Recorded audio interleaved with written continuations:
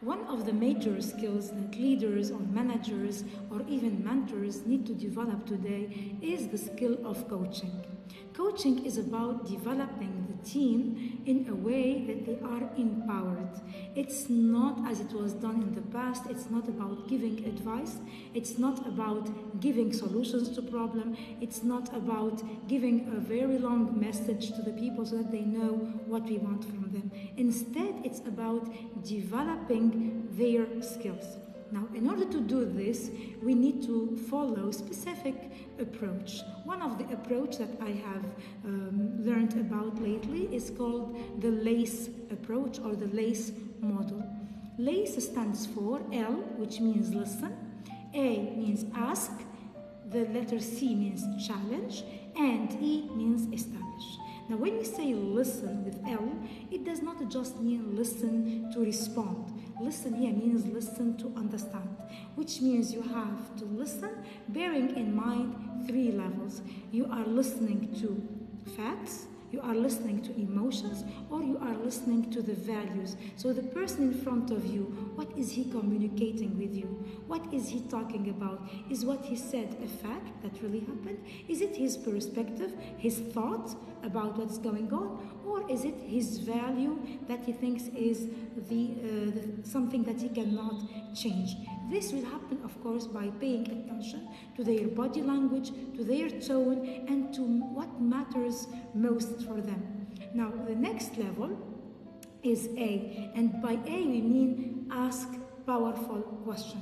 Usually, what managers or leaders try to do is to give a long speech in which we say what we want from the team. However, they don't give time to listen to what the other team can give as solution to a specific problem. So this can be done by, for example, asking a question. Like if you have, let's say, a performance gap in a specific team, you might ask, for example, let's say this member is always coming late or is always procrastinating work. So you might ask question like, what can you do better? What is the best way to, for example, to submit your work on time? This way, we will make him feel accountable and he will own the solution instead of, imposing something on him. No matter what the problem is, we can always drive the team to a specific solution that will resonate with them and that will be like their own insight. This will be better because this will not lead to what we call micromanaging the team. So asking powerful question is a very important thing. Ask a question and listen. And it's not about just asking to guide them to a specific path, but we should, of course, show that we trust the solutions that they give. The next level is what we call C, which is challenge. Now, why do we coach? We coach because usually we have got a performance gap and we need to cover that. Now, to coach means you are going also to develop new skills, which means that there will be a change in the way things are done. Challenge or change is always, is very challenging. We have got people who resisted change. So in order to do this, first of all, as I said, we need to make them own the solution, find it, not giving it to them as a recipe, and most importantly, we need to give them support. The support can be more like emotional support. It can be by showing them empathy, by showing them trust. We trust what they are thinking of. At the same time, giving them some advice, not over coaching them.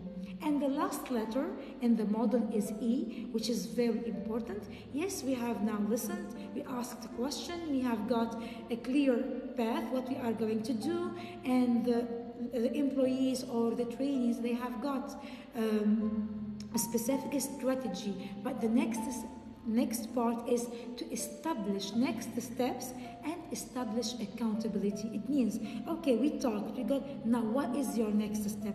What will you do? What are the actions that you are going to do? And to what extent is this employee responsible for this task. So we have to build that feeling of accountability, okay, in terms of what will happen or the result. Of course, in order to make this work properly, as I said from the start, first of all, we need to build strong leadership, relationship with our team, show them that trust, and most importantly, empathy and not sympathy.